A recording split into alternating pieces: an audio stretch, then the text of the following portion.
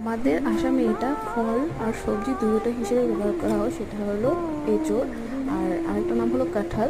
আমি আজকে কাঁঠালের চপ বানাবো, তার জন্য ফার্স্ট আমি আলু বয়েল করে নিয়েছি, সাথে এঁচোড়গুলো আমি হলুদ আর নুন দিয়ে বয়েল করে নিয়েছি। এগুলো আমি একটা পটেটো ম্যাশার দিয়ে ভালো করে ম্যাশ করে দিলাম। তারপরে এতে কুচি করে রাখা আদা লঙ্কা দিয়ে, এতে পাওভাজি মশলা, চাট মশলা, পরিমাণ মতো নুন, লঙ্কা গুঁড়ো, চিনি দিয়ে আর হলো বেসন আর 2 চা চামচ চালের গুঁড়ো, 1 চা চামচ সুজি দিয়ে আমি ভালো করে মেখে নিলাম। তারপরে এতে আমি বাটার দিয়ে দিয়ে আবার ভালো করে মেখে এতে আমি জোম দিয়ে আবার এটাকে ভালো করে মেখে নিয়েছি। তারপর এটা আমি চপের শেপ দিয়ে দেবো।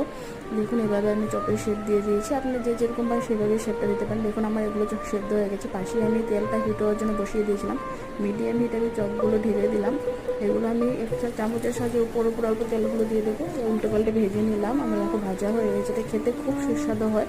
আপনারা ট্রাই করবেন আমার পদ্ধতিতে আর আমাকে বলবেন কেমন হয়েছে। আপনারা চাইলে এতে পেঁয়াজ অ্যাড করতে পারেন, আমি অ্যাড করিনি।